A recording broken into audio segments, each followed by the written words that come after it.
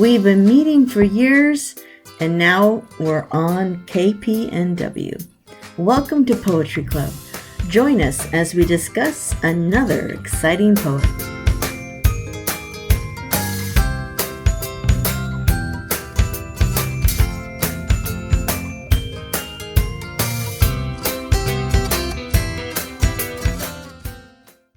Well, so now that we're all here, I just want to casually drop into this conversation that tomorrow is Linda's birthday. Oh, Oh, casual drop. Birthday. happy birthday, Linda. Thank you. Yeah. Glad to be alive. Yay. Amen. Yeah. Amen to that. Always true, but particularly this year. So do you have plans for celebrating? No, we don't really have plans, but Let's see, we'll be in the living room. Emery has a stack of 5 or 6 or 7 presents grouped around the living room. So I will be opening those. I expect my kids will call. It's a little hard to think of creative ways to say, no, it'll be lovely. It'll be lovely. Oh, it's fine with me. I had breakfast the other morning with my grandson so that I could transfer to him the Christmas presents that his father sent to my place because he didn't want them sitting on Brad's doorway in Seattle. So anyway, I asked Brad how life was going in Seattle, and he said he met a young woman, I guess on one of the apps. And I guess they have a kind of face-to-face on online. Mhm. And then they decide if they're going to meet and how they're going to conduct it. So he says to me, Granddad, it's really hard to meet somebody. It's hard to know how the conversation should go. And he says, it's really hard to know what to expect. And I said, you realize you just said all that to a guy who's been married and divorced 3 times. Did he laugh? Yeah, And he said, no kidding. somebody else I could talk to? Well, shall we traipse along into our part 2 of this wild and crazy poet? Yeah, he is wild and crazy. Ron, I wanted to share real quick that I did, I sent him an email and I asked him what field his occupation is in. I would love it if he oh my God, he responded just now. Oh my gosh. Read to us, please. Okay, all right. He's already listened to the podcast part 1. Oh dear. And he says, as for my day job, I work in radio for a terrific company that has been great to me and my creative endeavors, allowing me to travel when touring, and even allowing me to take a leave of absence many years ago. He also shares 2 corrections. And I looks like I owe him an apology. He said, I would like to bring up that I was misquoted in regards to my relationships with the Canadian Council, and I would like to be clear as to where I stand in regards to receiving money from them. To me, you made it sound like I was unappreciative of what the Canadian Council does and that I am adverse to funding from them. I am not. I just haven't needed to for any of my projects. I would appreciate you correcting that information on part 2 of the podcast, please, or edit the first podcast to reflect this. We're online now, so I think that you have done your duty and corrected it, and you're sorry that. Yeah, I you're don't about want to to say speak I'm for you. sorry. Yeah. I'm surprised that very, he very interpreted sorry. it that way. You know, I'm remembering what you wrote, but I didn't think that you raised any questions about his integrity or the legitimacy of that whole relationship. if he wanted to take the opportunity for further clarification, yes. But I think you've taken care of it, even though I think you're being very careful to honor his request. Well, it's I have to say, as an American artist, I find myself extremely jealous of Canadian artists that they even have this wonderful government funding. But Yeah. I have heard that complaint from other artists, and perhaps I put those words into his mouth, which was inappropriate, to say, when you receive a government grant, like I work for nonprofits here in America, and we have the same problem. When you receive a government grant, generally there is some stipulation on how you can use those funds. It's not just free money that you can just do whatever you want with. They really are hoping that that money will be used for a specific target endeavor. What about the U.S. government's money for the arts? Is that not the same as Canadians? This is a lot more intimate. The fund was set up to preserve the voice of the Canadian artist, is how it was explained to me, because there's so many voices coming in from other countries and whatnot, and they want to strengthen the Canadian artist and the voice of Canadian citizens. They wanted to strengthen that and give it support. Shannon, when you raised the question, I thought that there's a kernel of a larger question. Does someone write poetry that's as effective once that person is receiving support? There's a whole mythology around the meaning of life is in the struggle, including writing hungry or creating art because you're hungry and you live in a world where you can only have limited expectations. But this question shows up in many, many ways. Does an athlete who receives an exorbitant contract play as well once they're feeling comfortable? And every time somebody gets a fat contract, that question comes up. I myself have been paid to give presentations, and I know that I write something as I believe I'm as happy with. I struggle with it to get it exactly where I want it to be, whether I'm being paid or not. and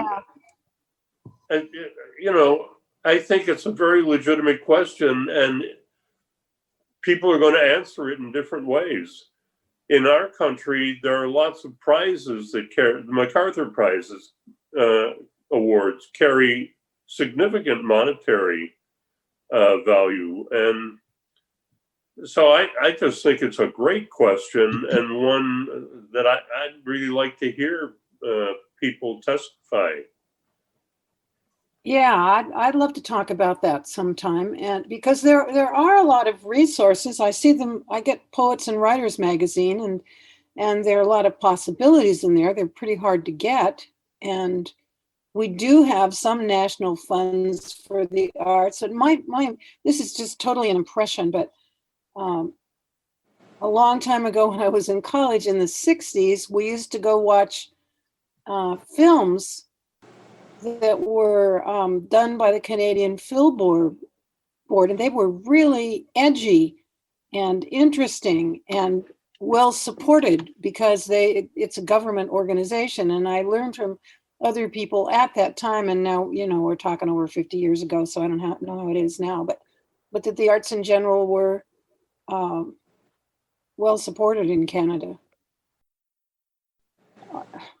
I'm rarely paid, but it never matters to me. Whatever I'm doing, I'm putting my best into it because I care about what the product is, what the piece of writing is. I think there's an important related question about what happens when an artist becomes really established. I used to hear many people say that Picasso, especially toward the end of his career, just created awful stuff or off the cuff art because he was in such demand.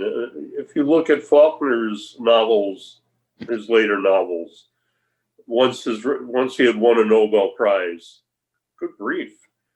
And I've just read a couple of novels by Steinbeck, Sweet Thursday and Cannery Row, one written as a sequel 20 years after Cannery Row. And I was kind of astonished at what I thought was the silliness of Sweet Thursday. Sweet characters and a lovely story, but it is not the Grapes of Wrath or East of Eden, in my view. And Travels with Charlie was a more substantial book, I thought, than either of those novels. Mm. You know, this is really interesting, actually, because as an artist of whatever your media is, your goal. I mean, I think I don't know if I've come full circle or if I'm still really processing this whole concept of success. What is a successful artist? I think ultimately your goal should be that you feel you are going into unknown areas and that you are being challenged. I think that's the ultimate, and that you are satisfied with the work that you're able to produce. A.K. Rowling, I think, is a really good example of what you're talking about. Oh yeah. Now she's a writer who's making money. She's making bank. Yeah. She's making millions, but she thought because of that she could get away with having political opinions that are quite controversial. And I think it exploded in her. I don't think she expected it. Mhm. We could cite a lot of examples. For me, one is Marlon Brando. His early work, even stuff like Viva Zapata and The Wild One, I thought were very serious acting performances. Then he did some stuff later in his career that was just, I thought, so awful. The Missouri Breaks, etc. And we've looked at Rupi Kaur's poetry. Here's someone, I think we all kind of agreed that it was light. And some of us could probably provide more of a condemnation that it lacked substance. I think some of us would say. I probably had more admiration for it than anyone else in the group. But will she ever really plumb the depths of her talent with all this success? Will she become a better writer? Well, to me, it opens the question. That opens the question that for our topic today: is this poetry? And that was the discussion with her. Is that poetry? So here now we're looking at a piece of poetry that the poet says is poetry. And to me, the same question comes up: is this poetry? Well, there's the definition of it, but then if it's good or not, now that's objective. I think depending on your education and skill and then personal preference, there could be all kinds of answers. Well, I just read a quote that if a poet says a bag of dirt is a poem, it's a poem. Is that true? Well, it's interesting that he sent us this as representative of his work. And Shannon, you wrote specifically his poem, A Striking Performance Piece, Follow Your Dreams. And already we've got some layers to consider in response to Lynn's question. I had the same question. How does this stand up, and what do we do, for me, with the question of craftsmanship? To what degree is this crafted? Is it a made piece? I want to say, first off, I love the piece. I think it is absolutely a great piece of writing. My only question is it poetic writing? I enjoyed reading it, and I think it's art. I agree, but I don't even know that it's a great prose piece. But I was happy to have read it. I kept wishing I was hearing it because I felt like it felt like to me like it was a piece where I would be swept up by it and later would probably go, now what was that? But All the disparate images that he puts together with dazzling creativity and Or speed, what- one fast on each other.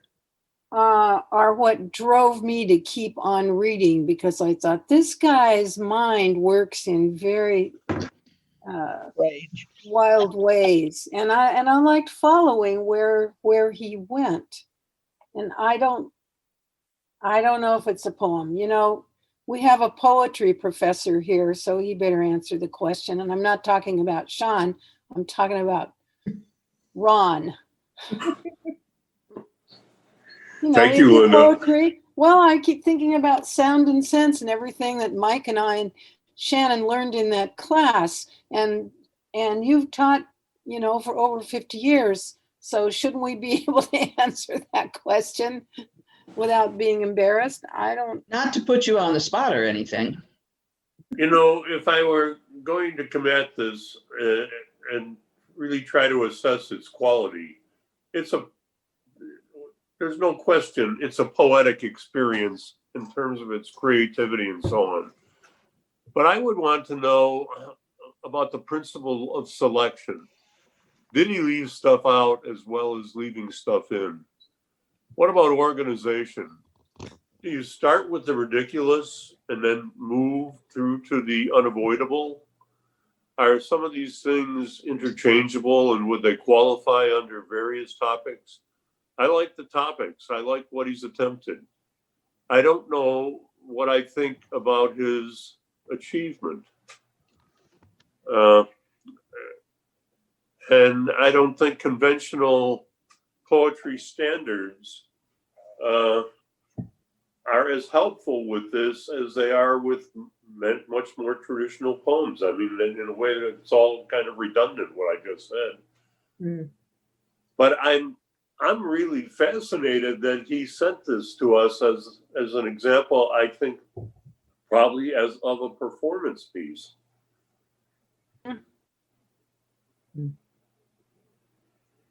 I didn't answer your question. I wasn't trying very hard to. You were talking about his thought process or anybody's thought process. Oh, Did he- What he selection. selected. Selection. Yeah. The principle of selection. Is there a selective, all of us who've attempted to write something serious know that there are things that you want to keep in and then things you want to decide to leave out. Yeah. Well, Yes. yeah, I'm sure. I think there's some craft, i.e. selection, in the way it's organized, because obviously, whether you like it or not, starting with, even if they seem ridiculous, even if they seem realistic, even if they seem outlandish, he's made a choice about how he's going to organize this poem.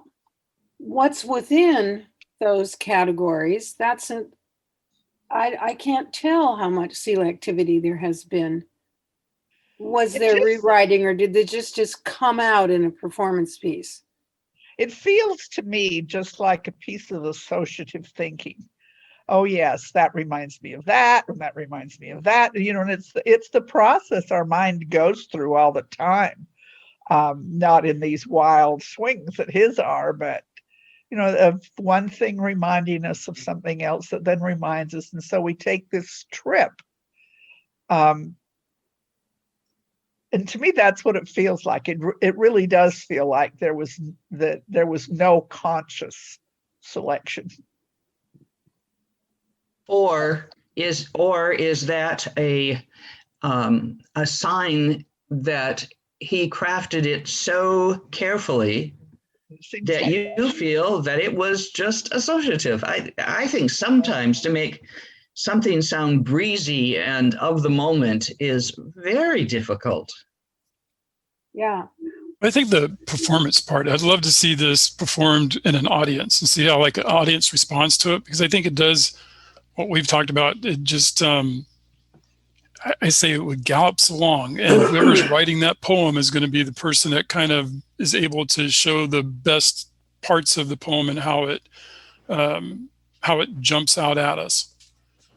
It's because it's got and I think it's really inclusive in that it tries to reach tons of different experiences, lots of different experiences within the categories, so that everybody in the audience can have something that they can tie their own experiences to and relate to. I could see it being a very energetic, fun thing to watch somebody perform. I think the third or fourth time I thought, Robin Williams, do this poem. Energy, lots of energy. Yeah. Yeah. Yeah. I have two serious reservations about it, and maybe more than that if I thought about it, but two that come to mind based on the discussion that we're having. I felt about this somewhat the same way I did when I tried to read Joyce's Ulysses, especially Molly's soliloquy. Mm. One, it borders on rent, and that doesn't dismiss it for me, but it says something about the energy in it, and then it's ungoverned for me. Secondly, it's overdone, and I don't know what exactly to think about that. It's virtuosity, but it's virtuosity overdone. So I think we look at it and say, wow, he's capable of real energy and creativity, but I want some containment. I don't know if this helps in any way, but this style of poetry is judged immediately on a scale of 1 to 10 by judges in the audience. And they don't see it written down. It's all based on the performance and the time. They have usually 3 minutes, and there'll be deducted points if they go over 3 minutes. This looks longer than 3 minutes. Well, I think that gives you an idea of how fast he's saying everything. And it feels fast. It feels Yeah. fast. It feels, I think that's the power of it. Sometimes you want to go slowly enough so that people can catch and integrate what you've said. And other times you want to just bombard and people will be left going, wow, but would be hard put to go back and give the specifics. Well, I'm wondering, is that a good thing? If that's what his audience wants? I absolutely think it's a good thing. Well, I think, thanks for explaining that, Shannon. I think putting those parameters on it helps understand kind of what the motivation is to write something like this. And that's, something I wouldn't know how to judge again, unless I was in the audience. And I think it's a good point that we're not reading this. They're in the audience. You're just kind of feeling that energy through that audience. It's kind of like a rock concert or some other place that has that's what I think. that kind of following. So, I mean, if we looked at the lyrics of all the rock songs, we would have, we'd be hard pressed to find substance in that too. We'd be horrified.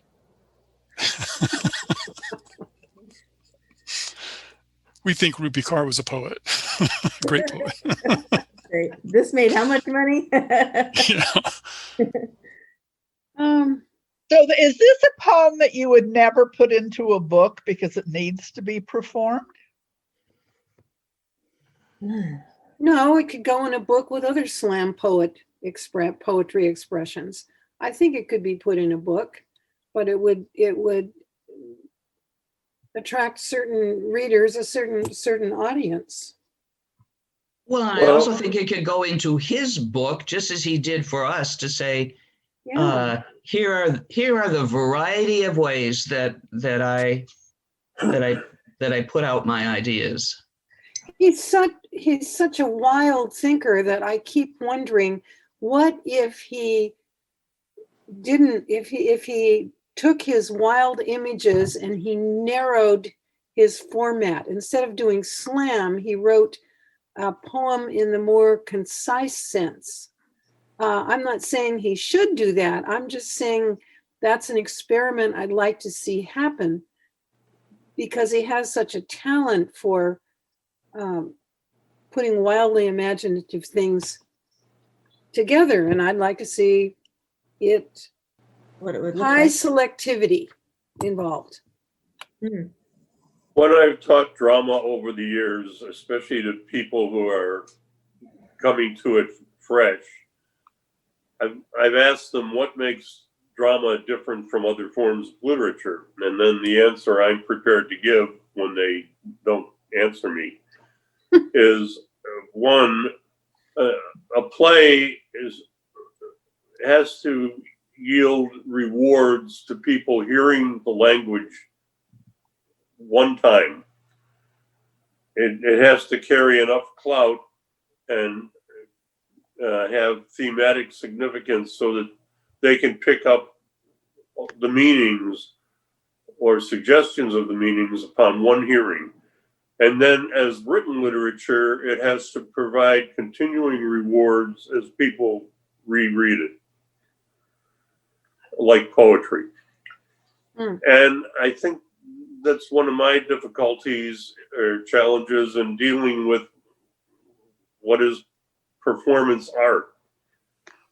Those are the questions I would continue to apply in trying to assess this as poetry. How does this thing, what's its clout, hearing it read one time, and then what endures in it as you read it again and again and again? And both might come up with some positive answers, but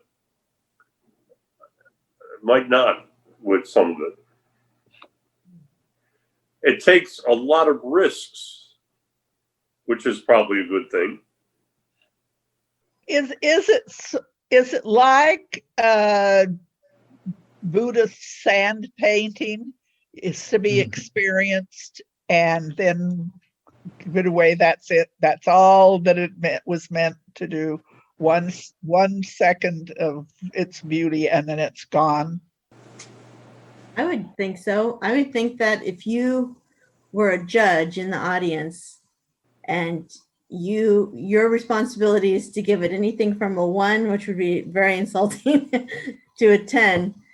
Wow, I'm absolutely excited about that interaction, because it's poetry and the poet is right there on the stage with a microphone lit up, and then you have the crowd's reaction as well influencing if you like this poem or not, and you can most likely sense the energy, the creative energy really of what that poet is trying to convey.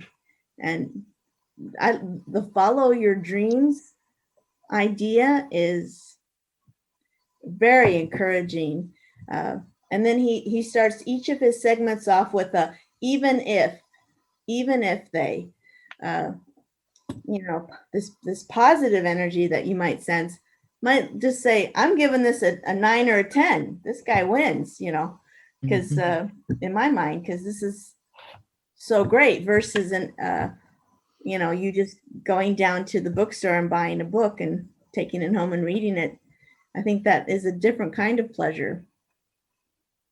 Shannon, can I give you a little bit of advice? If he contacts you and says, what did the group think? Do not respond by saying, the group wanted to know, did you get paid to write this?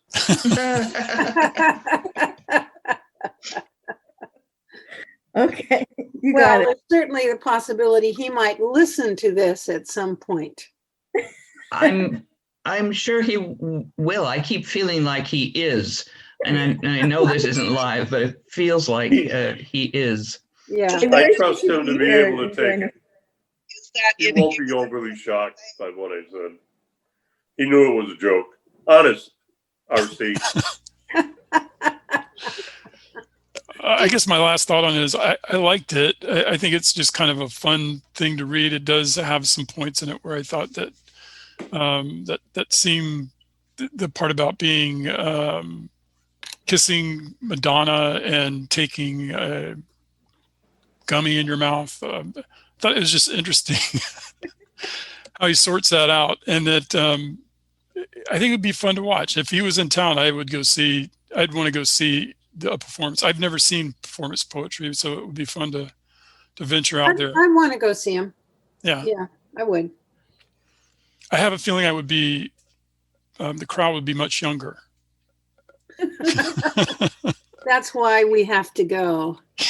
Together, yeah, it will be a group. We'll be, The corner. So all we need the border to reopen, yes. and then him to come down. I want to say something about the transient nature that I feel in reading this. It is very dated, and I don't mean out of date, but it will quickly feel out of date to include Trump. That certainly anchors it to right now. The soldiers taking a knee, that phrase taking a knee dates it to right now, and that's powerful, but it won't be as powerful some other time. Madonna, Alec Baldwin, it isn't sand painting like your question, Lynn, but it is sort of, I have done this for this time. And perhaps it'll have longevity beyond that, but I am making sure I'm talking about right now. And that's part of why it feels probably relevant to a crowd, although Absolutely. some people are not going to be excited about hearing about Madonna, for example. But Mike is. Well, I don't know if this was strategic, but he kind of puts it in the middle. So maybe he's like, hey, are y'all still listening? Yeah. Well, RC, I know you're listening, and I just wish you could have joined us in this conversation. Thank you for sharing your work with us. These 3 poems, wow, it's been I really enjoyed talking about them. Actually, he's the first truly original new voice that I have been aware of. I'm sure you all have been aware of many more, but his voice is very distinct and very interesting in all the poems he sent us. I'm really happy to have read it, and I will read more of his work. I will say that, because his energy propels me. I think our discussion confirms for me that we all come to any poet with different experience, and our attempt to evaluate either the impact or the quality or whatever has so much to do with our experience and our expectations. And something that is so new to us is really going to force each of us individually to think about, what do we expect reading a poem?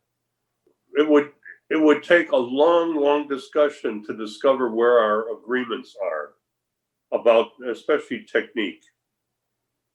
Yeah. I want, along with everything else I've said, I'm really happy that Shannon and he connected, and that we've had this really rare opportunity. I agree, and I think it is so unique that he's answered her. Yeah. Just wonderful of him, and wonderful of Shannon to ask and continue.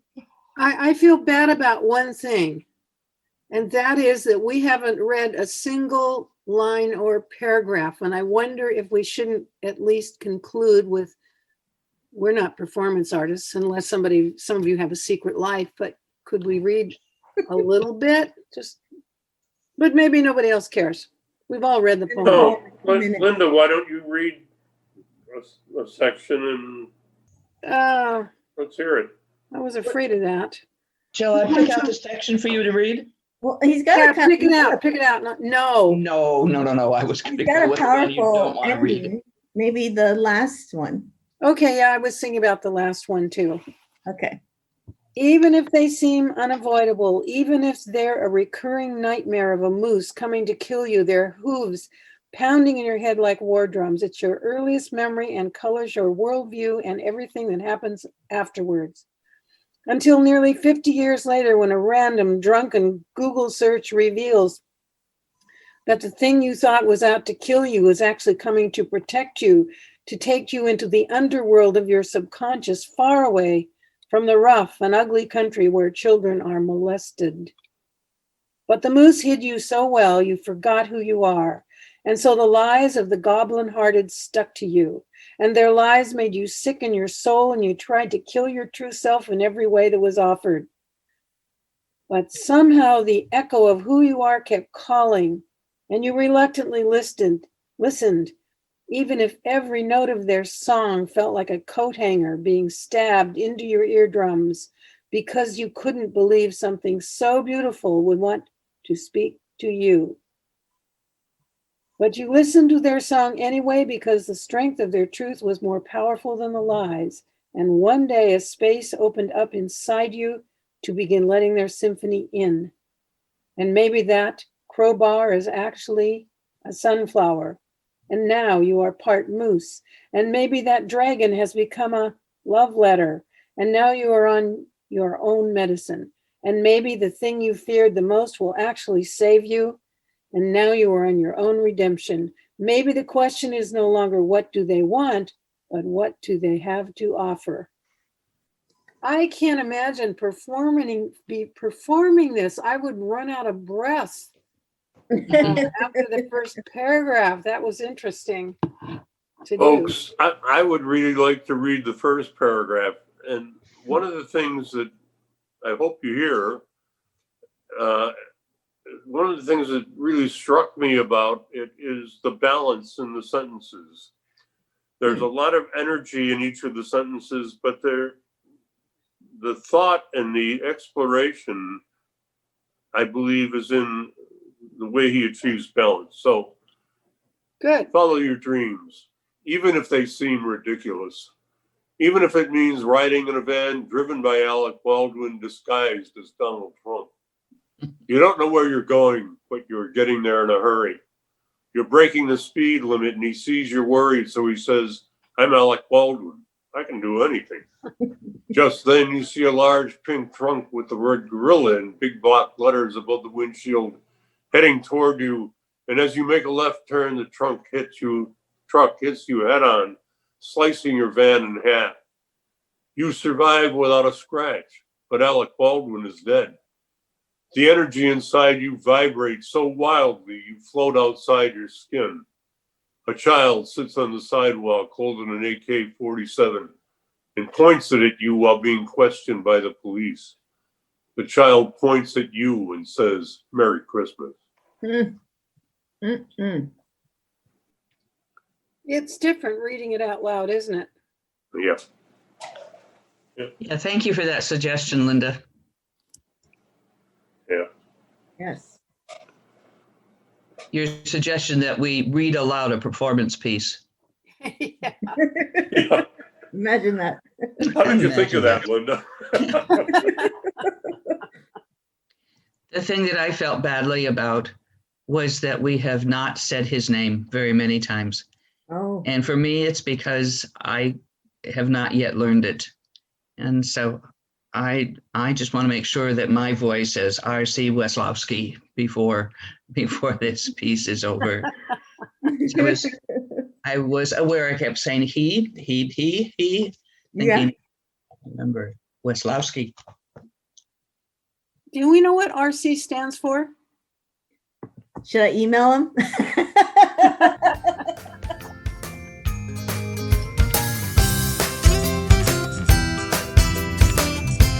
Thank you for joining us today on Poetry Club.